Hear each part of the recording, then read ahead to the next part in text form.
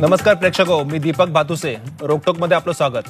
प्रेक्षको, राज्यात आता पुन्हा डान्स बार सुरू होणार आहेत. काही जणांसाठी ही आनंदाची बातमी असली तरी अनेकांसाठी ती चिंतेची बातमी आहे. मुंबई आणि राज्यातील विविध भागातील डान्स बारमुळे उद्ध्वस्त होणारी कुटुंब वाचवण्यासाठी तत्कालीन गृहमंत्री आर पाटील यांनी 2005 साली डान्स बार बंदीचा निर्णय घेतला. या निर्णयाला राज्यातील सर्वच पक्षांनी पाठिंबा दिल्यानंतर 15 ऑगस्ट 2005 पासून म्हणजे जवळपास 13 वर्षांपूर्वी राज्यात डान्स बार बंदी लागू झाली. राज्यातील जनतेनेही या डान्स बंदीचं तेव्हा जोरदार स्वागत केलं. मात्र आता पुन्हा एकदा राज्यात डान्स बार अधिकृतपणे सुरू होणार आहेत. अधिकृत यासाठी की बंदी असली तरी अनेक भागात डान्स बार सुरूच होते. आता त्याला न्यायालयाच्या निकालाचा आधार मिळाल्याने डान्स बार मधील छमछम पुन्हा सुरू होणार आहे. डान्स बार सुरू झाले तरी गुन्हेगारी वाढेल, पुन्हा तरुण पिढीची पावलं डान्स बारकडे वळतील, गुन्हेगारी वाढेल अशी भीती आता व्यक्त केली जाते. सर्वोच्च न्यायालयाच्या आजच्या निकालाचे राज्यात काय परिणाम होऊ शकतील, डान्स बार मालकांची याबाबतची भूमिका काय, सरकारची आणि विरोधकांची भूमिका काय असेल याविषयी आपण आजच्या रोकटोकमध्ये चर्चा करणार आहोत. पुन्हा छमछम.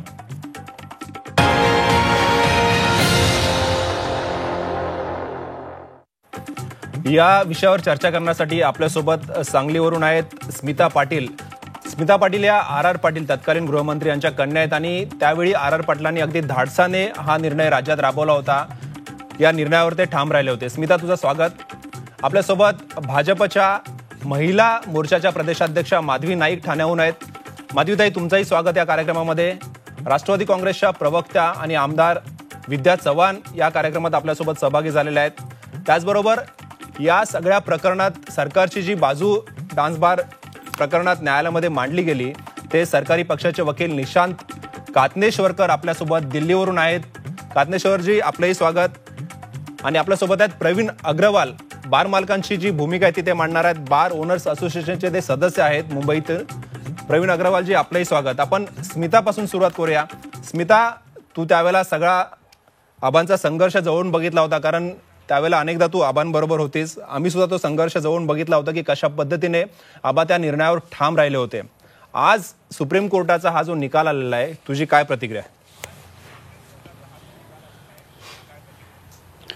नक्कीच दीपक सर, खरं तर आज आमच्या कुटुंबियाच्याच दृष्टिकोनातून नव्हे तर संपूर्ण महाराष्ट्राच्या दृष्टिकोनातून ही दुर्दैवी गोष्ट आहे. खरं तर आजचा हा निर्णय जो आला, खरं तर महाराष्ट्राच्या दृष्टिकोनातून हा काळा दिवस म्हणावा लागेल.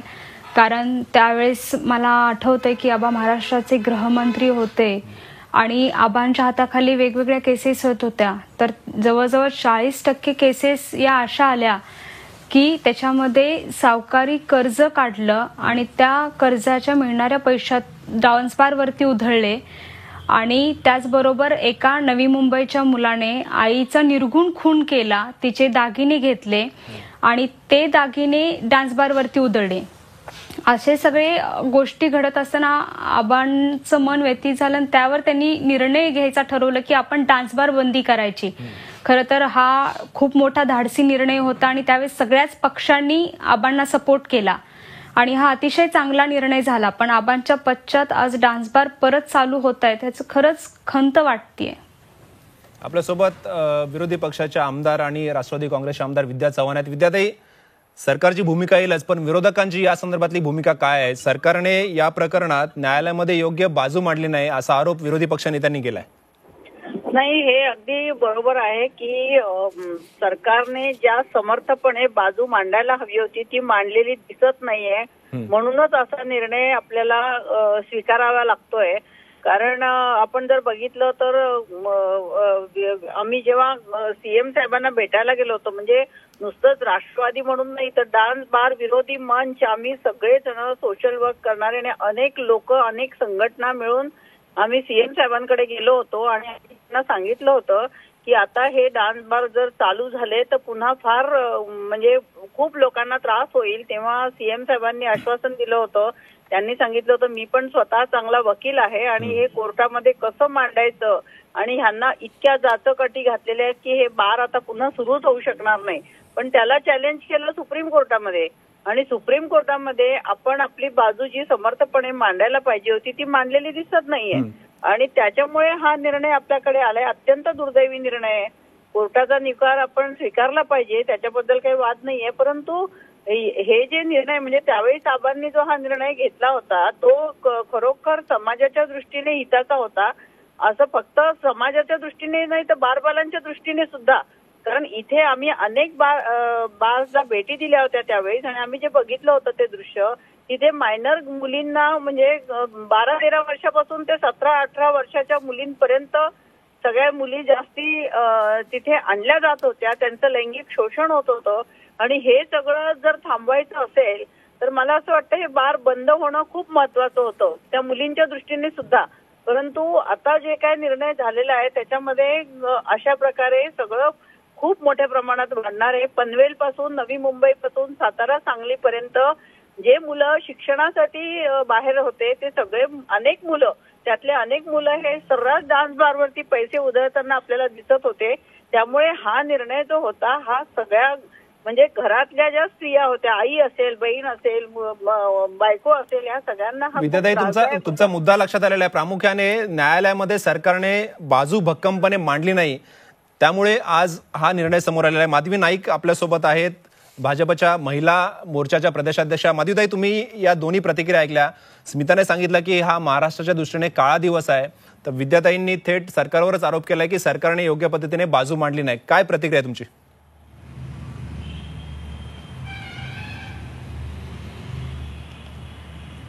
मला असं वाटतं की मुळात सुप्रीम कोर्टाचा हा निर्णय असल्यामुळे त्यावर अशा पद्धतीचं भाष्य करणं हे योग्य होणार नाही. सुप्रीम कोर्टाचा निर्णय हा आपल्याला मान्य करावा लागेल, परंतु सरकारने योग्य प्रकारे बाजू मांडली नाही असं मात्र आपल्याला म्हणता येणार नाही. कारण ज्या वेळेला बंदी आली त्यानंतर या सरकारने देखील त्याच्यावरती अटी आणि शर्ती लादल्या. त्या अटी आणि शर्ती जाचक वाटल्या म्हणून पुन्हा कोर्टाकडे धाव घेण्यात आली आणि आता जो निर्णय आपल्या समोर आलेला आहे, वास्तविक हा पूर्ण निर्णय आज आपल्या समोर नाही, त्याच्यातला काही अंश जो माध्यमांच्याच मदतीने आज आमच्या समोर आलेला आहे. पण त्याच्यात देखील त्यांनी असं स्पष्टपणे म्हटलेलं आहे की कुठे म्हणजे या सरकारचा जो एक मूळ हेतू होता की कोणत्याही प्रकारे यामध्ये संबंधित असणाऱ्या ज्या महिला आहेत त्यांचं आर्थिक किंवा शारीरिक शोषण होऊ नये, त्यांचं कुठेही त्यांचा अपमान होईल अशा पद्धतीचं त्यांचं प्रेझेंटेशन त्या सगळ्या ह्याच्यामध्ये होऊ नये असा जो एक सूर होता सगळ्यांचाच, तीच भूमिका सरकारने पुढे नेली आणि म्हणून त्या पद्धतीच्याच अटी आणि शर्ती त्याच्यावरती लादल्या गेल्या, ज्या जाचक वाटल्या म्हणून आज कोर्टाची पायरी चढली गेली. आणि आज मला असं वाटतं की सरकारने अत्यंत योग्य प्रमाणामध्ये, अत्यंत योग्य पद्धतीने जनमानसाची, इथल्या समाजातील महिलांची जी काही प्रतिक्रिया होती किंवा त्यांची जी भावना होती त्या भावनेला योग्य प्रकारे प्रतिनिधित्व दिलेलं आहे. आणि म्हणूनच आज जो निर्णय आपल्या समोर आलेला आहे किंवा त्या निर्णयातल्या ज्या काही गोष्टी आज आपल्या समोर आपण बघतोय तर त्याच्यामध्ये त्यांनी म्हटलेलं आहे की अश्लीलतेला थारा दिला जाणार नाही. जे राज्य सरकारचं म्हणणं होतं तेच कोर्टासमोर मांडलं गेलेलं होतं. या सगळ्या ज्या आजच्या निकालांमधल्या अटी आहेत त्या आम्ही आताच प्रेक्षकांसमोर मांडलेल्या, तुम्ही त्या ऐकल्या असतील. आपण सरकारी वकील निशांत कातनेश्वरकर यांच्याकडे जाऊया. प्रामुख्याने महाराष्ट्रात डान्स बार बंदी झाली त्यावेळेला जो मुद्दा समोर आला, भावनिक मुद्दा होता की अनेक तरुण जे आहेत ते डान्स बारमुळे उद्ध्वस्त होत आहेत, त्यांची कुटुंब उद्ध्वस्त होत आहेत. स्मिताने आणखी आता काही उदाहरणं दिली कशा पद्धतीने तरुण आणि त्यांची कुटुंब या ठिकाणी उद्ध्वस्त होत होती डान्स बारमुळे. हा जो भावनिक मुद्दा होता तो कुठेतरी सरकारने समोर आणला नाही का? केवळ अटींवर चर्चा झाली का? आज सुप्रीम कोर्टामध्ये नक्की काय झालं? सुप्रीम कोर्टामध्ये हा जो कायदा होता ज्याच्याने डान्स बारचे रेग्युलेशन्स आणले होते, हा कायदा मुख्यत्वे चॅलेंज केला होता. पहिलेचा कायदा गेला, सुप्रीम कोर्टानंच त्याला रद्द केला होता. त्यानंतर नवीन कायदा आला, नवीन कायदा सुद्धा चॅलेंज केला. कोर्टापुढे भावनिक मुद्दे सुद्धा मांडले गेले, कायदेशीर मुद्दे सुद्धा मांडले गेले, पण कोर्टानं कुठे ना कुठं कायद्याला पहिले महत्व दिलंय. कोर्टाचं असं काम नाही की एकच पक्ष किंवा एकाच बाजूचं ऐकणं काम आहे. कोर्टाने डान्स बार मालक, बारबाला आणि सरकार पक्ष या सगळ्यांना सुनावणी दिली आणि आज हा निर्णय दिलाय. आणि या निर्णयामध्ये मला असं वाटतं की कुठेही सरकार कमी पडलं नाहीये. सरकारने 2 सिनियर काउन्सिल लावले होते, एक ऍडिशनल सॉलिसिटर जनरल होते आणि आज जर निकाल पाहिला तर ज्या कंडिशन्स आहेत किंवा अटी आणि शर्ती ज्याला आपण म्हणू, ज्याच्यानुसार कुठेही अश्लीलता येणार नाही किंवा ऑब्सिनिटी आपल्याला प्रोटेक्ट करायची होती, त्या सगळ्या कंडिशन्स कोर्टाने कायम ठेवल्यात. उदाहरणार्थ ऑब्सिनिटी नकोय, ठीक आहे, नकोय म्हणलं त्याला. त्यानंतर जे पैसे उधळले जायचे ती सुद्धा अट जी आहे म्हणजे रिस्ट्रिक्ट करणारी किंवा प्रोहिबिट करणारी ती अट सुद्धा कायम ठेवलेली आहे. कॉन्ट्रॅक्ट केलं पाहिजे एम्प्लॉयमेंटचं, म्हणजे जर त्यांना मुलींना सर्व्हिसेस घ्यायच्या असतील त्यांच्या तर करार केला पाहिजे. निशांतजी, या सगळ्या अटी मान्य केल्यात कोर्टाने, अटी घातलेल्या आहेत, परंतु आपण बघितलं असेल की राज्यामध्ये या अटींचं पालन होईल की नाही हा खरा प्रश्न आहे. कारण आता सध्या डान्स बार बंदी आहे तरी राज्यातील अनेक भागांमध्ये आपण बघितलं तर डान्स बार सुरू आहेत. म्हणजे प्रशासन, पोलीस प्रशासनाने डान्स बार मालक कशा पद्धतीने संगनमत करून अनधिकृतपणे हे व्यवहार करू शकतात हे उघड आहे. राज्यामध्ये 2005 पूर्वी सुद्धा आपण जर मुंबईतील डान्स बारची संख्या घेतली तर ती संख्या अनधिकृत डान्स बार हे सगळ्यात जास्त होते. 700 हे बार होते एकूण मुंबईमध्ये, त्याच्यातले 307 केवळ अधिकृत होते, बाकी 350च्या वर डान्स बार हे अनधिकृत होते. आताही तीच परिस्थिती आहे. नियम घातले असले, अटी घातल्या असल्या तरी त्याचं पालन होईल की नाही ही प्रामुख्याने शंका आहे. आपल्यासोबत विवेक पाटील आहेत, शेकापचे माजी आमदार. याच विवेक पाटलांनी विधानसभेमध्ये एक लक्षवेधी मांडली होती 2005च्या जुलैच्या अधिवेशनामध्ये आणि त्या लक्षवेधीमुळे हा सगळा कायदा जो तो समोर आला. विवेक पाटील, तुमचं स्वागत. मला अजूनही तो दिवस आठवतोय ज्या दिवशी तुमची लक्षवेधी सभागृहात आल्यानंतर सर्व पक्षांनी कशा पद्धतीने आक्रमकपणे या लक्षवेधीला पाठिंबा दिला होता आणि एक मुख्य मागणी केली होती की राज्यातील डान्स बार बंद व्हावेत. तुमची प्रतिक्रिया काय आजच्या निकालाबद्दल? नाही, आजचा निकाल हा निश्चित दुर्दैवी आहे असं माझं मत आहे. कारण ह्या महाराष्ट्रामध्ये, संतांच्या ह्या महाराष्ट्राच्या भूमीमध्ये अशा प्रकारचे अनैतिकता वाढवणारे, अराजकता वाढणारे व्यवसाय सुरू करावं अशा प्रकारचा जो कोर्टात निर्णय झालेला आहे हा दुर्दैवी आहे. आणि हे कुठल्याही परिस्थितीत हे डान्स बार सर्व बंद झाले पाहिजेत अशी आमची भूमिका आहे. आणि या भूमिकेमध्ये आता सांगण्यात आलं का आम्ही वकील लावले होते, हे लावले होते, जे खरे पॉईंट त्या ठिकाणी द्यायला पाहिजे. कायद्यात बदल केला पाहिजे आणि कायद्यात बदल करून कायदा चांगला आणून, एक सक्षम कायदा आणून हे सगळं जे प्रकार चाललेले आहेत त्याच्यामुळे जे समाजाची हानी होते, शेकडो तरुणांचे त्या ठिकाणी बळी पडतात, हजारो तरुणांना एड्ससारखा रोग होतो. आणि हे सगळं होत असताना शासनाने फक्त 2 वकील लावले, चांगले वकील लावले एवढं बोलून चालणार नाही. आणि ह्याच्यातनं जे नवीन नवीन प्रश्न होतात, भ्रष्टाचार होतो, गुंडशाही तयार व्हायला लागलेली आहे.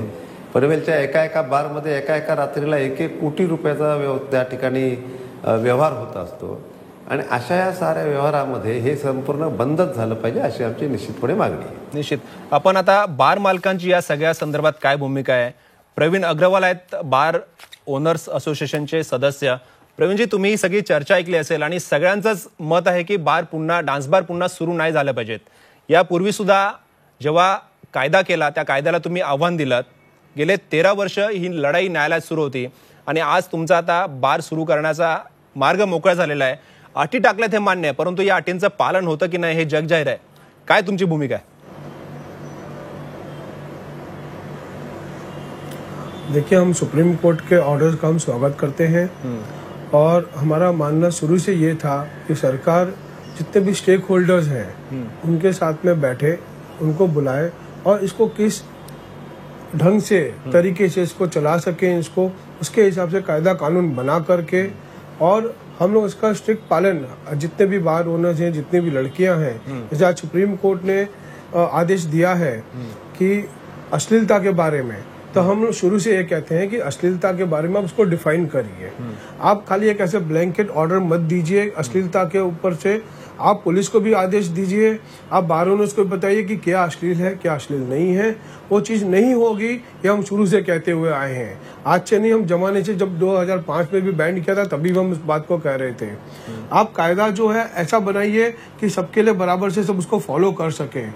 आपने अभी जो 2015 में डांस बार को शुरू करने का जब भी आदेश दिया था सुप्रीम कोर्ट ने, उसके बाद में आपने जो भी कायदे कानून लगाए आपने, वो कायदे कानून से हम डांस बार शुरू नहीं कर सकते थे.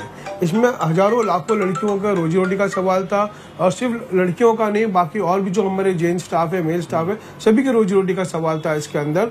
इसलिए हम जो है बार बार कोर्ट में गए. नहीं, प्रवीण अग्रवाल जी, आप रोजी रोटी की बात कर रहे हैं, रोजी रोटी की बात कर रहे हैं. 13 साल हुए डांस बार बंद है. 13 साल में जो डांस 12 बाला है उन्होंने कोई अन्य रोजगार ढूंढा नहीं है कि आज वही इंतजार कर रहे हैं कि डांस बार कब खुले हो और हम वहां पे फिर काम कब शुरू करें? बहुत अच्छा सवाल आपने पूछा मेरे से। यदि सरकार जिसने बैन लगाया था वो सरकार यदि इस चीज पर अगर ध्यान देती कि वो लड़कियां भूखी मरी, कि लड़कियां मर गई, कि लड़कियां यहाँ से ट्रैफिकिंग में चली गई, लड़कियां बहुत सारी हजारों के तादाद में लड़कियों का यहाँ से गल्फ कंट्रीज में उनका ट्रैफिकिंग हुआ उनका, और सरकार के पास में इमिग्रेशन था, सरकार के पास में सिक्योरिटी थी एयरपोर्ट्स पे। सरकार ने कभी इस चीज का ध्यान नहीं दिया कि वो लड़कियां वापस आई या नहीं आई, और वो लड़कियों ने क्या काम किया, उन्होंने वो प्रोस्टिट्यूशन में क्यों गई वो लड़कियां, कभी सरकार ने ध्यान नहीं दिया उस बात का। आज कोई किसी के इंतजार करता नाही आहे। तुमच्याकडे पुन्हा येईन या विषयावरती। वेश्या व्यवसायाचा तुम्ही उल्लेख केला, डान्स बार सुरू असताना वेश्या व्यवसाय होत नव्हते का डान्स बार मध्ये? स्मिता पाटीलकडे आपण जाऊया। स्मिता, या सगळ्या चर्चेनंतर आता सरकारने काय करायला हवं अशी तुझी अपेक्षा आहे? कारण आबांची तर भूमिका ठाम होती की डान्स बार पुन्हा राज्यात कधीच सुरू होऊ नये, तरुण पिढी या वाम मार्गाला लागू नये। खरं तर मी विद्याताईंच्या मताशी ठाम आहे की सरकारचं हे अपयश म्हणावं लागेल। कारण आम्हाला माहिती आहे की सरकारने जेव्हा कोर्टामध्ये केस होती तेव्हा सुनावणीच्या वेळेस सरकारचा वकील गैरहजर राहिलेला आहे, आणि हे आम्ही पाहिल्यानंतर आम्ही RR पाटील फाउंडेशन सुरू केलं आणि त्या फाउंडेशन थ्रू आम्ही परत केस उभा केली कोर्टामध्ये। आणि आता जो उल्लेख केला बार असोसिएशनच्या ओनर्सनी की त्यांच्या रोजगाराचा प्रश्न उपलब्ध झाला वगैरे, पण हा विचार माननीय आबासाहेबांनी त्यावेळेस सुद्धा केला होता डान्स बार बंदी करत असताना। आणि त्यावेळेस जेव्हा सर्वे केला त्या सर्वेमध्ये असं कळालं की महाराष्ट्राच्या मुली खूप कमी आहेत आणि जवळजवळ 70% मुली या बाहेरच्या देशामधल्या आहेत, काही मुली बांगलादेशी आहेत। मग बांगलादेशीय मुलींच्या रोजीरोटीचा सवाल उपस्थित झाला, त्याच्या रोजीरोटीसाठी हे सरकार का म्हणून प्रयत्न करणार? आज महाराष्ट्रात उच्च शिक्षित तरुण आहेत, त्या आज बेरोजगार म्हणून फिरतायत, त्यांच्या रोजीरोटीसाठी तुम्ही बघा ना। ज्याच्यामुळे गुन्हेगारी वाढतीये त्या गोष्टीला तुम्ही दुजोरा देऊन त्याच्या रोजीरोटीचा वगैरे विचार करताय, हे खरं तर खेदजनक बाब आहे। आणि दुसरी महत्वाची गोष्ट म्हणजे माझी या सरकारला एवढीच विनंती राहील की 2016ला जो कायदा केला तो कायदा त्यांनी रद्द करावा, म्हणजे डान्स बार बंदी महाराष्ट्रात परत पूर्ववत होईल। कारण आबा असताना सुद्धा असं वारंवार घडत होतं, तेव्हा कायद्यामध्ये बदल केले जात होते आणि डान्स बार बंदी कायम राखली जात होती। त्या पद्धतीनेच या सरकारने प्रयत्न करावेत अशी मी विनंती करते। निशांतजी, सरकारी वकील आहेत, काय करता येईल आपल्याला? की कारण भावना सगळ्यांची ही आहे की डान्स बार पुन्हा बंद झाले पाहिजेत, सरकारने काय प्रयत्न करावेत आता की हा जो निकाल आहे तो सरकारच्या बाजूने लागेल आणि डान्स बार उघडले जाणार नाहीत? असं आहे की सर्वोच्च न्यायालयाचा निर्णय आपल्याला मान्य करणं आणि त्याला इम्प्लिमेंट करणं भाग आहे। आता याच्यामध्ये कोणी म्हणतंय की कोणी हजर नव्हतं किंवा काय, याच्यात काही तथ्य नाहीये, कारण वकिलांच्या गैरहजेरीत एवढा मोठा निर्णय येणं शक्य नाही।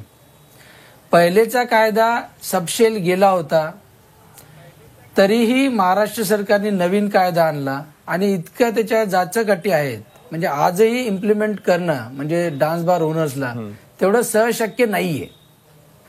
त्यामुळे या अटी आणि शर्ती आणि सुप्रीम कोर्टाचा निकाल हा जो कोणी फॉलो करेल त्यालाच फक्त लायसन्स दिलं जाईल। आणि पोलीस प्रशासन मला असं वाटतं समर्थ आहे, पोलीस प्रशासनाला सुद्धा विचारायला पाहिजे की तुम्ही या ज्या कंडिशन्स कंप्लाय होत आहेत की नाही हे पाहणं त्यांचंही काम आहे, आणि मला असं वाटतं त्यांचं काम ते समर्थपणे करतील।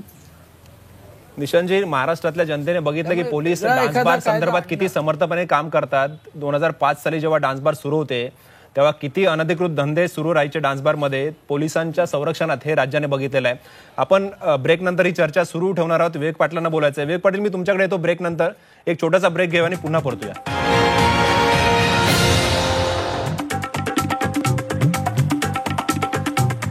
पुन्हा छमछम या कार्यक्रमात आपलं स्वागत। विवेक पाटील यांना ब्रेकवर जाण्यापूर्वी बोलायचं होतं। विवेक पाटील, तुम्ही बोलणार आहात, परंतु मला त्याला जोडून विचारायचं आहे तुम्हाला की आता जो दावा केला गेला प्रवीण अग्रवाल जे बार ओनर्स असोसिएशनचे सदस्य आहेत की ज्या मुली बेरोजगार झाल्या या डान्स बार बंदीमुळे, त्या परदेशात गेल्या आणि त्यांनी वेश्या व्यवसाय सुरू केला, वेश्या व्यवसायात त्या उतरल्या गेल्या, तुमची काय प्रतिक्रिया यावर? नाही, परदेशात जायची गरजच नव्हती ना. इथं काय चाललं होतं, प्रत्येक डान्स बारच्या वरती लॉजिंग होतं. त्या लॉजिंगमध्ये कुठला ग्राहक येत होता, कुठल्या इंडस्ट्रीचा होता, कुठला प्रवासीचा होता. एक तासावर चादरी बंदल्याचा धंदा जो चालला होता तो ह्या बारबालांच्यासाठी चाललेला होता ना. प्रत्येक तुम्ही बघा, जिथं कसल्याही प्रकारचा व्यापार नाही, कसलाही व्यवसाय नाही, कुठली इंडस्ट्री नाही, कुठले टुरिस्ट स्टेशन नाही, अशा ठिकाणी असणारे ह्या डान्स बारच्याच बिल्डिंगमध्ये वरच्या बाजूला 50-50, 30-30, 40-40 रूम्स या काढल्या जायच्या लॉजिंगसाठी. ह्या लॉजिंगमध्ये कोण राहायला येत होतं, त्या इथं काय करत होत्या, एक तासासाठी काय जात होत्या, परदेशात जायची गरजच नव्हती, इथं तेच चालत होतं. आणि म्हणून एड्सचं प्रमाण जे वाढलं होतं, मी तुम्हाला एक मुद्दा लक्षात आणून देऊ इच्छितो की हा सगळा व्यवसाय इथंच चालायचा. आणि त्याच्यामुळं आमच्या नवी मुंबई परिसरामध्ये तरुणांमध्ये एड्सचं प्रमाण एवढं वाढलं होतं का फार मोठ्या प्रमाणात एड्स तरुणांमध्ये लागू होते. 2005 साली हा कायदा आल्यानंतर हेच एड्सचं प्रमाण आमच्याप्रमाणे सरकारी आकडे आहेत, सरकारी दवाखान्यातले आकडे आहेत का हे प्रमाण आता जमते 15 ते 20% कमी झालेलं आहे. हा एवढा मोठा फरक ह्या ठिकाणी झालेला आहे. अनेक या ठिकाणी त्याच्यामधनं करप्शन निर्माण होत होतं. ह्या साऱ्या गोष्टी आहेत. आणि भाजप सरकार जे आज आहे, हे सरकारचे नगरसेवकांचे डान्स बार आहेत, ते कशाला बंद करतील, त्याला त्यांचा हितसंबंध जोपासायचे आहेत. पदाधिकाऱ्यांचे यांच्या डान्स बार आहेत, डान्स बारचे मालक आज भाजपचे पदाधिकारी आहेत. आणि हे सगळं चालू असताना महाराष्ट्रातल्या जनतेचा कोणी विचार करीत नाही. एक गोष्ट राहिला बेरोजगारीचा प्रश्न. एखाद्या आज पनवे आपल्या महाराष्ट्रामध्ये किंवा देशामध्ये किंवा जगामध्ये अशा कित्येक इंडस्ट्री आहेत त्या ज्या बंद पडल्याने हजारो लाखो कामगार आज आपण बघतो बेरोजगार झाले आहेत. आमच्या एका उरण परिसरामध्ये ह्या केंद्र सरकारच्या डायरेक्ट पोर्ट डिलिव्हरी धोरणामुळे 25,000 कामगारांचा रोजगार गेलेला आहे. त्यांनी काय करायचं, रोजगाराचाच प्रश्न असेल तर रोजगार आर पाटलांनी त्यावेळेस आबांनी त्यावेळेस त्यांना सांगितलं होतं, पर्याय दिला होता कामासाठी आम्ही पे करू, कुणीही रिस्पॉन्स दिला नाही त्याला. तर त्याच्यामुळे रोजगार हा विषय समोर घेऊन व्यवसाय, अनैतिक धंदे आणि त्याच्यातनं समाजामध्ये असणारे अराजकता पोचण्याचा जो प्रकार आहे तो निंद्य आहे. आणि ह्या सरकारने ह्याचा जरूर विचार केला पाहिजे, कुठल्या परिस्थितीत कायदा बदलला पाहिजे अशी आमची मागणी आहे. प्रवीण अग्रवालजी, तुम्ही विवेक पाटलांचं बोलणं ऐकलं असेल. हाच मुद्दा आहे, यापूर्वी सुद्धा हाच मुद्दा होता की डान्स बार सुरू असतानाही वेश्या व्यवसाय सुरू होता. आणि आता तुम्ही सांगताय की डान्स बार बंद झाल्यामुळे या सगळ्या मुली वेश्या व्यवसायाकडे वळाल्या, त्या बेरोजगार झाल्यामुळे. काय उत्तर असेल, कारण हा मुद्दा पुन्हा येणार आहे. डान्स बार सुरू झाल्यानंतर डान्स बारमध्ये खुल्या वेश्या व्यवसाय सुरू होणार, ते तुम्ही थांबवू शकत नाही, कारण बार मालकांची इच्छा नाहीये, त्याच्यातून तुमची सुद्धा वरकमाई होत असते.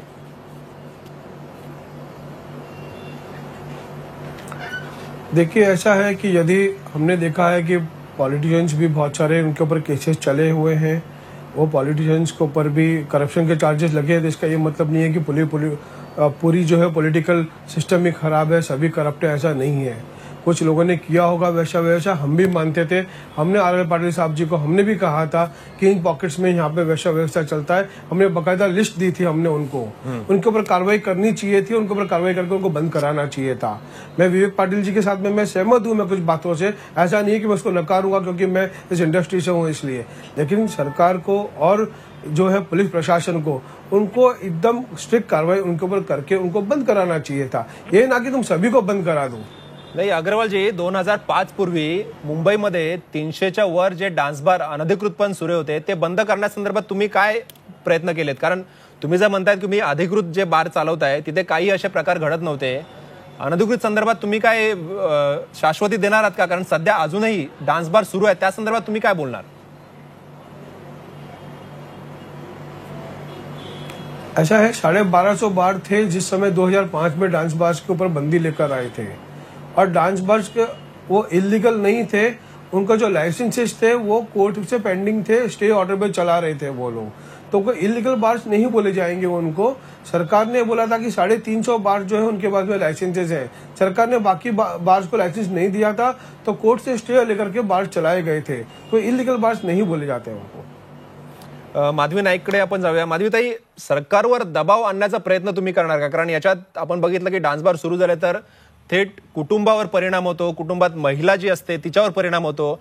त्याचबरोबर या व्यवसायामध्ये ज्या महिला आहेत त्यांचं मोठ्या प्रमाणावर शोषणही आपण पाहिलेलं आहे. तर महिला मोर्चा भाजपची सरकारवर काही दबाव आणणार का की पुन्हा डान्स बार बंदी संदर्भात सरकारने नवा कायदा करावा किंवा त्या दृष्टीने प्रयत्न करावेत?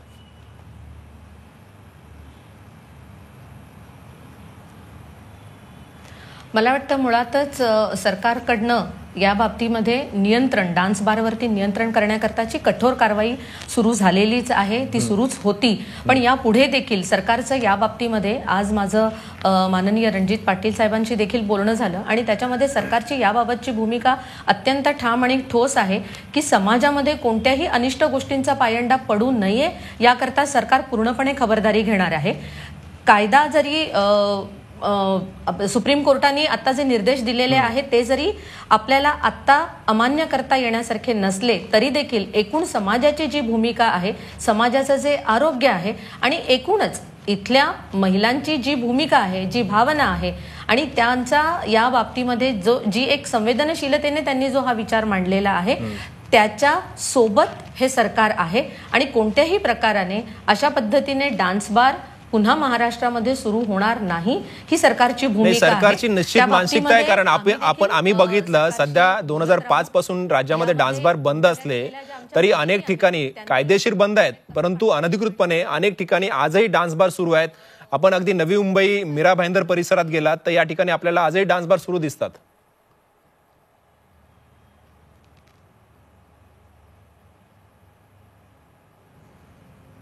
माधवीताई,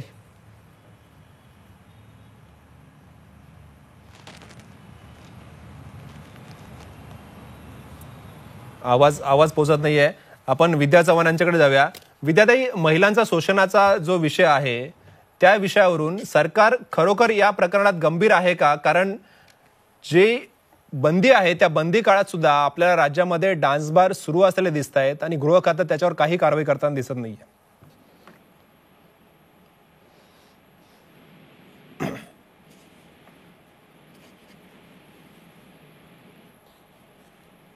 विद्याताईंचा संपर्क तुटलेला आहे. आपण सरकारी वकिलांकडे जाऊया. निशांतजी, आता जी मागणी होते की सरकारने पुन्हा नवा कायदा करावा, विरोधी पक्षांनी ही मागणी केलेली आहे.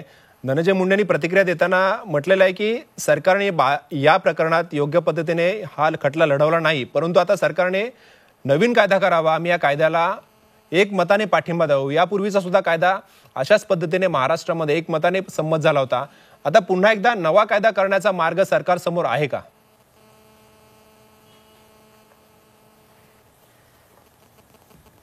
थोडस आपण जर याची म्हणजे बॅकग्राऊंड जर पाहिला, पहिले कायदा आणला, सुप्रीम कोर्टाने तो काढून टाकला, रद्द केला, म्हणून एकमताने हा 2016चा कायदा आणला, हा कायम ठेवला आहे, फक्त काही अटी आणि शर्ती शिथिल केल्या. त्याच्यात सुद्धा लायसन्सिंग अथॉरिटीला भरपूर पॉवर दिली आहे.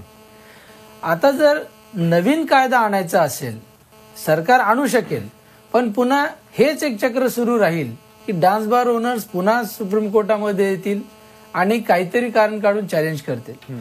तर हा जो सध्याचा कायदा आहे याचं जर इम्प्लिमेंटेशन प्रॉपर झालं तरी सुद्धा सगळ्या अनैतिक प्रकारांना आळा घालायला मदत होईल असं माझं मत आहे. स्मिता, तुला काय वाटतं, सरकारची मानसिकता आहे या पद्धतीने कठोरपणे या सगळ्या अटींची अंमलबजावणी राज्यात होईल?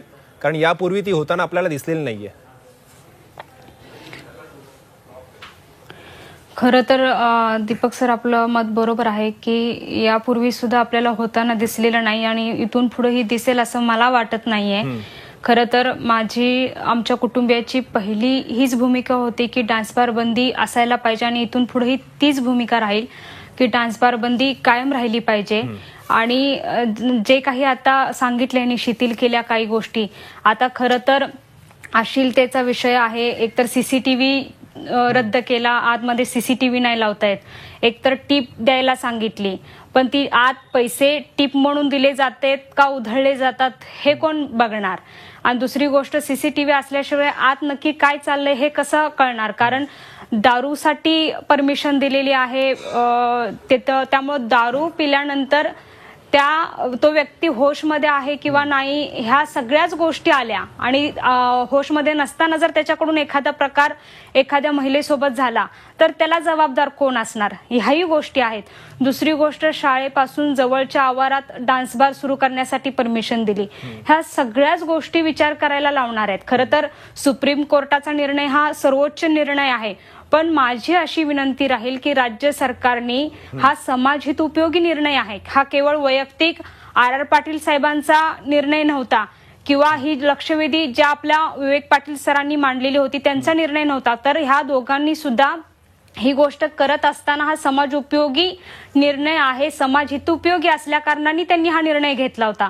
तर माझी अशी विनंती राहील राज्य सरकारला की याच्यात कुठल्याही कसल्याही पद्धतीचं हे न करता 2016चा कायदा रद्द करावा आणि डान्स बार बंदीसाठीच प्रयत्न करावेत. विद्याताई, तुमची काय संदर्भात प्रतिक्रिया आहे किंवा विधिमंडळात या संदर्भात काही येत्या अधिवेशनामध्ये विरोधकांकडून मुद्दा उपस्थित करून सरकारने ठोस काहीतरी करावं, कारण आता नवा कायदा करण्याची सुद्धा मागणी होते. तुमचेच विरोधी पक्षनेते धनंजय मुंडे यांनी तशी मागणी केलेली आहे. नाही, निश्चितच आमची सगळ्यांचीच ही मागणी राहील की आता कोर्टाचा निर्णय दिलेला आहे, ते जे कोर्टाचे नियम असतील, कायदे असतील, त्या चौकटीतच कोर्टाला पण निर्णय द्यायला लागतात.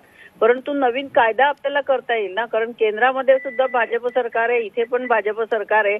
सर्व विरोधी पक्ष या कायद्याला मदत करतील आणि नवीन कायदा आणून अशा प्रकारचे डान्स बार आपल्याला बंद करता येतील आणि ते केले पाहिजे, कारण ते समाज हिताचे निर्णय नाही आहेत. आणि समाजाला मला असं वाटतं जर एक चांगला समाज घडवायचा असेल तर तरुण पिढी ही चांगली असली पाहिजे, परंतु तरुण पिढीला जर अशा वाम मार्गाला लावायचं असेल तर मग असे निर्णय निश्चित. माधवीताई, या दृष्टीने महिला मोर्चा भाजपचे काही प्रयत्न करणार आहे का की सरकारने हे डान्स बार पुन्हा सुरू होऊ नये त्यासाठी प्रयत्न करावेत, विधिमंडळात नवा कायदा आणण्याची मागणी होते, त्या दृष्टीने पावलं टाकावीत भाजप महिला मोर्चा, कारण याच्यात मोठ्या प्रमाणावर महिलांचं शोषण होतं, त्या बारबाला असोत किंवा कुटुंबातील जी सदस्य आहे, ज्या कुटुंबातला व्यक्ती या बारच्या नादाला लागतो.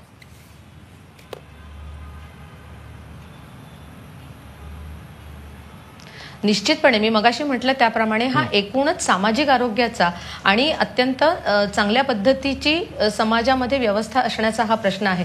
त्यामुळे भारतीय जनता पार्टीचा महिला मोर्चा देखील याच्यामध्ये 100% सहभागी असेल की डान्स बार पुन्हा सुरू होता कामा नयेत. म्हणूनच मी मगाशी म्हटलं की ज्या वेळेला माझं सरकारमधल्या मंत्र्यांशी बोलणं झालं त्यावेळेला आज दुपारी जेव्हा आमचं बोलणं झालं तेव्हा देखील त्यांनी या बाबतीमध्ये त्यांचं ठाम मत असं व्यक्त केलेलं आहे की पुन्हा वातावरण दूषित होईल, समाजातलं वातावरण दूषित होईल किंवा समाजातल्या युवकांवरती याचा दुष्परिणाम होईल, अशा पद्धतीने कोणताही निर्णय घेतला जाणार नाही, याचं काटेकोरपणे पालन केलं जाईल आणि पुन्हा डान्स बार या महाराष्ट्रामध्ये सुरू होणार नाहीत. याबाबत जसा सरकार ठाम आहे तसाच महिला मोर्चा देखील या सगळ्याच्या बाबतीमध्ये पाठपुरावा करणार आहे, निश्चितपणे, अगदी निर्विवादपणे. विवेक पाटीलजी, वारंवार गुन्हेगारीचा विषय तो डान्स बारशी संबंधित 2005 पूर्वी जेव्हा राज्यामध्ये डान्स बार सुरू होते, कारण नवी मुंबई आणि पनवेल परिसरात सगळ्यात जास्त डान्स बार होते त्या काळात, त्यावेळी त्या परिसरातली गुन्हेगारी आणि डान्स बार बंद झाल्यानंतरची गुन्हेगारी याच्यात काही फरक जाणवला का तुम्हाला? आणि आता पुन्हा डान्स बार सुरू झाल्यानंतर ही गुन्हेगारी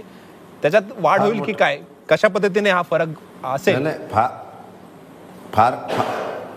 फार मोठा फरक एड्सच्या बाबतीत मी तुम्हाला सांगितलं, गुन्हेगारीच्या बाबतीत सुद्धा तेच आहे. कारण शेवटी जमा झालेले पैसे ते कसे आणायचे, डान्स बार मध्ये खर्च करायला पैसे कुठं आणायचे, गुन्हेगारी म्हणजे कुठल्या थराला गुन्हेगारी पडली होती. आईचा खून करून त्या ठिकाणी पैसे आणणारे तरुण पण आपण बघितले त्या काळामध्ये. अनेक वेळा अनेक वाचल ते घरातले असती बायकोचे दागिने विकून इकडं पैसे उडवणारे लोक बघितले. घरामध्ये असेल नसेल ते कर्ज करोड विकून घेऊन, इव्हन तर काय सरकारी कार्यालयामध्ये काम करणारे साधे चपराशी सुद्धा एवढे पैसे पाहिजेत तरच तुझं काम होईल, नाहीतर काम होणार नाही. ते पैसे घेऊन संध्याकाळी पुन्हा त्या ठिकाणी डान्सबारमध्ये जात होते. आता हे सगळे प्रमाण फार मोठ्या प्रमाणात कमी झालेलं आहे आणि समाज व्यवस्था सुधारलेली आहे चांगल्या प्रकारे आणि सुधारलेली समाज व्यवस्था पुन्हा बिघडवण्याचा प्रयत्न सरकारने करता कामा नये. त्यासाठी सरकार कठोर पाहिजे, सरकारची भूमिका याबाबतली स्पष्ट पाहिजे आणि सरकारने ठामपणे सांगितलं पाहिजे का येणे आहो, जसं RR पाटील साहेबांनी असं सांगितलं होतं का नाही काय झालं तरी चालेल पण डान्स बार हे चालू देणार नाही महाराष्ट्राचा गृहमंत्री म्हणून, हा एक असा ठोस निर्णय त्यांनी त्यावेळेस घेतला होता. तसाच निर्णय या सरकारने घेतला पाहिजे अशी आमची मागणी आहे. प्रवीण अग्रवालजी, आता तुम्हाला बार सुरू करण्यासंदर्भात सर्वोच्च न्यायालयाने परवानगी दिलेली आहे, अटी टाकल्यात, त्या पण कोणत्या अटी आहेत त्या समोर बघितल्या. या अटींचं काटेकोरपणे पालन होईल याची शाश्वती तुम्ही घेता? बार ओनर्स असोसिएशन एकाही अटीचं उल्लंघन होणार नाही याची खबरदारी घेईल या पुढच्या काळात? मैं आपको फिर बोलता हूं कि जो बार ओनर्स के ऊपर या जो लड़कियों के ऊपर जो एक आरोप लगता है अश्लीलता का, आप अगर उसको अगर डिफाइन कर देंगे कि इस तरह से काम नहीं होना चाहिए, तो हम लोग डेफिनेटली हम लोग इसका हम जवाबदारी लेंगे, ये इसका कायदे का उल्लंघन नहीं होगा। और आप हमको भी साथ में लीजिए, हमको आप बताइए, हम साथ में आके बैठ के हम बात करके चर्चा करने को तैयार हैं उस बात के लिए। एक भी बार ओनर कोई भी कायदे का उल्लंघन नहीं करेगा, ये बात पक्की है, निश्चित है। क्योंकि आज हम लोगों ने इतनी लंबी लड़ाई लड़ी है, 13.5 साल की हम लोगों ने, हम बार बार कायदे का उल्लंघन नहीं करें, इसी वजह से हम लोग बार बार सुप्रीम कोर्ट तक हम जा रहे हैं। विवेक पाटील जी, प्रामुख्याने विधिमंडळ आणि न्यायालय याच्यातील संघर्ष आपण अनेकदा बघितलेला आहे। यावेळेला सुद्धा महाराष्ट्राच्या विधिमंडळाने एकमताने संमत केलेला कायदा सर्वोच्च न्यायालयाने तो कायदा रद्द केला, त्याच्यानंतर नवा कायदा केला, त्याच्यातल्याही अटी ज्या आहेत राज्य सरकारने टाकलेल्या त्या अटी सर्वोच्च न्यायालयाने काही रद्द केल्या। हा संघर्ष पाहता यावेळी पुन्हा जर नवा कायदा केला तर पुन्हा त्याला न्यायालयात आव्हान दिलं जाईल आणि पुणे एरे माझ्या मागले अशी परिस्थिती होईल असं वाटत नाही का? नाही होणार, कारण जर अभ्यासपूर्वक कायद्याच्या चाकोरीत बसून जर व्यवस्थित जर कायदा केला तर अशी वेळ येणार नाही। पण आपणच कायद्याच्या चाकोरीत न बसवता कायद्या पळवाटा ठेवायच्या की जेणेकरून ह्या डान्स बार मालकांना त्याचा फायदा होईल, अशा प्रकारच्या काही त्रुटी आपल्याकडनंच मुद्दामून ठेवायच्या आणि मग कोर्टाकडे बोट दाखवायचं। कोर्ट शेवटी कोर्ट कायद्याचं काम करतं, कायद्याप्रमाणे त्यांचा निर्णय देणार। पण आपणच काटेकोरपणे कायद्यात बसणारा आणि कोणत्याही प्रकारे कायद्याचं उल्लंघन होणार नाही किंवा माननीय न्यायालयाला ह्याच्यामध्ये कुठल्याही प्रकारचा हस्तक्षेप करता येणार नाही, असा जर अभ्यासपूर्वक चांगला कायदा बनवला तर कायदा रद्द होणार नाही। एक आणि दुसरी गोष्ट, आता हे डान्स बार मालक चालक आहेत, अरे महाराष्ट्रामध्ये असे कित्येक धंदे आहेत की ह्याच धंद्यावर काय राहायला पाहिजे? किती आहेत हे लोक? ह्यांनी स्वतःहूनच महाराष्ट्राची जनभावना लक्षात घेऊन, ज्या महाराष्ट्रात तुम्ही राहता, ज्या महाराष्ट्रात व्यवसाय करता, ज्या महाराष्ट्रात तुम्ही पैसे कमवता, त्या महाराष्ट्राची जी जनभावना आहे का बा असल्या प्रकारचं हे धंदे इथं होऊ नयेत, ही जनभावना लक्षात घेऊन स्वतःच बंद केलं पाहिजे, कशाला कोर्टात गेलं पाहिजे, कशाला चालू केलं पाहिजे। निश्चित आपण निशांत अग्रवाल यांच्याकडनं उत्तर घेऊया। निशांतजी, विवेक पाटलांनी जो मुद्दा मांडला महत्वाचा मुद्दा आहे की इतर व्यवसायाकडे तुम्ही का वळत नाही, हॉटेल का सुरू करत नाही? प्रवीणजी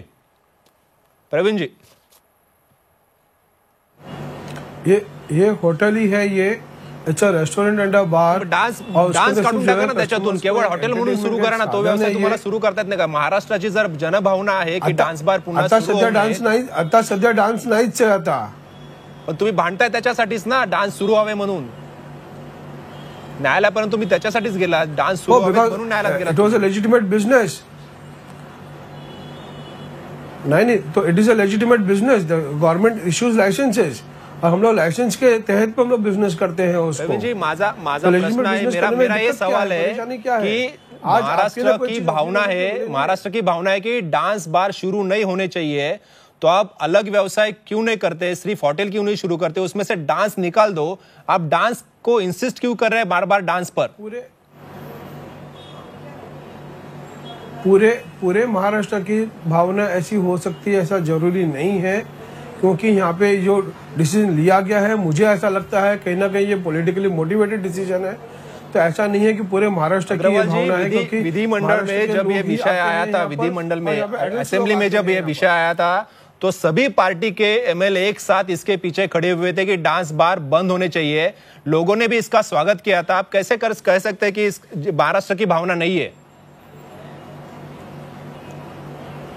नहीं, आप कह रहे हो, मैंने आपको ही बताया कि पॉलिटिकली मोटिवेटेड हो सकता है, लेकिन लोगों के बारे में अगर आप कहते हो तो जरूरी नहीं है। हमने सभी लोगों का ओपिनियन नहीं लिया है, बाकी हमारे आपण या संदर्भात स्मिताकडे जाऊया। स्मिता, लोकांची भावना आबांनी बरोबर ओळखली होती, काय होती त्यावेळेला लोकांची भावना? कारण अनेक लोक त्यावेळेला आबांना येऊन भेटत होते आणि आपल्या भावना व्यक्त करत होते। आजही माझ्या घरामध्ये आबांना आलेली पत्र आहेत जे आम्ही जपून ठेवलेली आहेत, त्याच्यामध्ये जवळजवळ 70% महिलांची पत्र आहेत की आज आबा तुम्ही आमचे भाऊ ठरलात आणि आज अतिशय चांगला निर्णय तुम्ही घेतलात, याच्यामुळे आज आमचा संसार सुरळीत चालेल, अशा प्रतिक्रिया आहेत महिलांच्या। त्यामुळे नक्कीच ते म्हणत असतील महाराष्ट्रातल्या लोकांच्या या भावना नाही, तर ह्या महाराष्ट्रातल्या लोकांच्याच भावना आहेत। आणि आज गुन्हेगारी वाढते। खरं तर माझीही विनंती राहील प्रवीण सरांना की त्यांनी डान्स बार बंद करून हॉटेल व्यवसाय सुरू करावा म्हणून। माधवीताई, तुमची काय प्रतिक्रिया आहे? महाराष्ट्राची जनभावना नाही असं प्रवीण अग्रवाल म्हणतायत, तुम्ही म्हणताय की हे डान्स बार बंद झाले पाहिजेत, ही सरकारची भूमिका आहे, आणि त्यांनी हाही आरोप केला की पॉलिटिकल मोटिवेटेड हा असू शकतो दावा.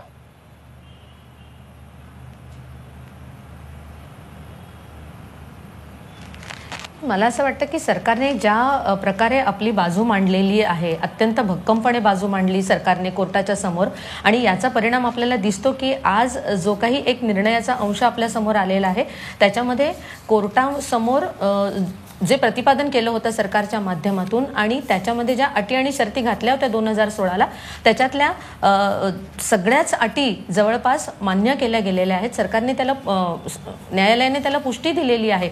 त्यामुळे एकूणच समाजाच्या मताचा जो काही प्रभाव होता तो प्रभाव सरकारच्या मांडणीतून न्यायालयासमोर मांडला गेलेला. निश्चितच, म्हणजे समाजाच्या भावना होत्या त्या न्यायालयात सरकारने मांडल्या. आपल्यासोबत विवेक पाटील आणि विद्या चव्हाण आहेत. दोघांनाही माझा हाच प्रश्नच असेल की लोकांच्या भावना नाहीत का? लोकप्रतिनिधी म्हणून विधानसभेमध्ये आणि विधान परिषदेमध्ये तुम्ही ज्या भूमिका मांडल्या डान्स बार बंदी बाजूने आणि डान्स बारच्या विरोधात, त्या लोकांच्या भावना नव्हत्या? विद्याताई, नाहीये. मला हे सांगायचंय की मला अजून आठवतं डान्स बार विरोधी मंच म्हणून आम्ही अनेक संघटना एकत्र येऊन आम्ही प्रत्येक लोकल ट्रेनच्या तिथे सिग्नेचर कॅम्पेन घेतला होता आणि मोठ्या प्रमाणात महिला तिथे येऊन, म्हणजे तुमची 6:40ची लोकल चुकली तरी चालेल पण आपण इथे सही केली पाहिजे असं करून महिला तिथे उत्स्फूर्तपणे येऊन सह्या करत होत्या आणि सांगत होत्या की हे डान्स बार बंदच झाले पाहिजे. आणि मला असं आठवतं असे 15-20 खोके आम्ही त्यावेळेस विधान सभेच्या अध्यक्षांना, कुपेकर अध्यक्ष होते तेव्हा, त्यांना आम्ही लोकांतर्फे दिलेल्या होत्या. ते काय सांगतायत, जनभावनाच आहेत की डान्स बार पुन्हा चालू होता कामा नये. कारण इथे हॉटेल्सवाले सगळे जे बार ओनर्स आहेत ते सगळं स्वतःचं प्रॉफिट आणि त्यांचा बिझनेसचा विचार करतायत की मुली नाचवल्या की यांचा बिझनेस वाढेल.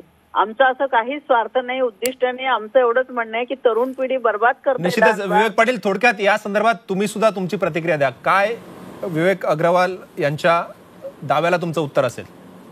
प्रवीण अग्रवाल यांच्या दाव्याला तुमचं काय उत्तर असेल? प्रवीण अग्रवाल यांनी प्रवीण अग्रवाल यांनी दावा केलेला जो आहे ना का डान्स बार हा एकच व्यवसाय नाही. मगाशीच मी बोललेलो आहे, अनेक व्यवसाय चांगले आहेत. चांगले व्यवसाय करा, चांगल्या व्यवसायाने पैसे कमवा. मुलींना नाचवायचे आणि त्या नाचलेल्या मुलींच्या मिळालेल्या पैशातले अर्धे पैसे आपल्याला ठेवायचे आणि अर्धे पैसे त्या मुलींना द्यायचे. हे जे काय आता त्याला मराठीत एक शब्द आहे पण त्याचा मी वापर करणार नाही. मला वाटतं आपण आणि आपल्या माध्यमातून बघणारे सगळे प्रेक्षक तो शब्द माझा समजला असेल. मुलींना नाचवून, मुलींना व्यवसायाला लावून त्याच्यातनं पैसे कमवायचे असले घाणेरडे धंदे करण्यापेक्षा चांगले धंदे त्याने करावेत ना. आणि किती आहेत हो, या 12-13 कोटी महाराष्ट्राच्या जनतेमध्ये हे डान्स बार चालवणारे किती आहेत? शेकड्यातच आहेत, एका हजारात लाखात नाही आहेत.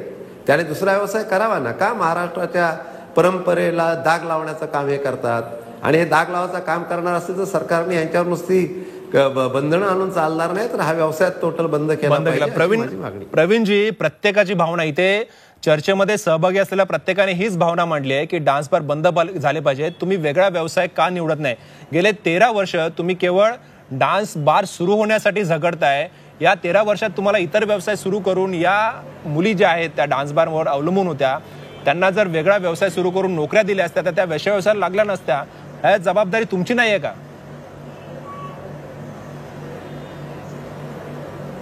पण सुप्रीम कोर्टाने तर मान्य केलेले डान्स बार चालू पाहिजे म्हणून ते नकारले दिले नाही सुप्रीम कोर्टाने.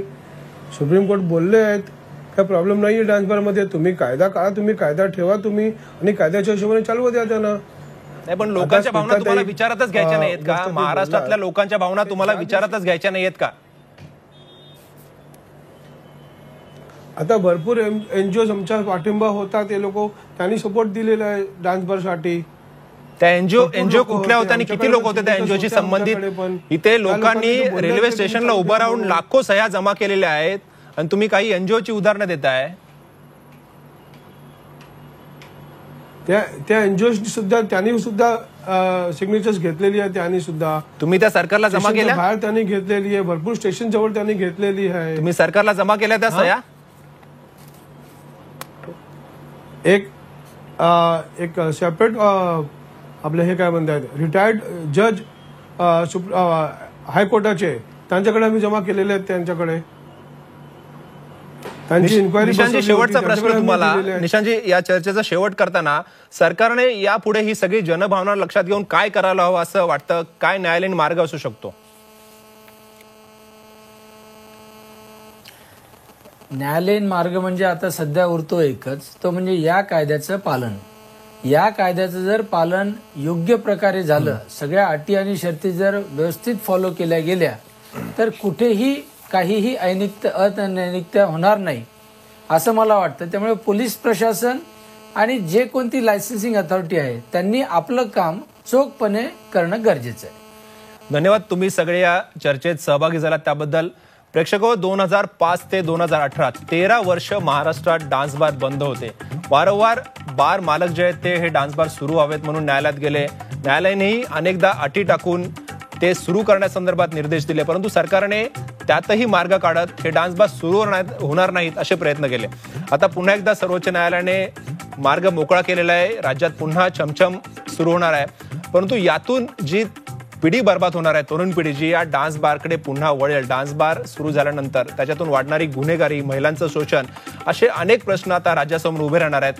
अटींचं काटेकोरपणे पालन करणं हा एक प्रश्न आहे, परंतु आपल्या राज्यामध्ये कायद्यामध्ये किती पळवाटा शोधल्या जातात आणि कशा पद्धतीने प्रशासन, मध्ये पोलीस असेल किंवा सरकारी प्रशासन असेल, ते चिरीमिरी घेऊन अशा अनधिकृत बाबींना मोकळा मार्ग करून देत असते.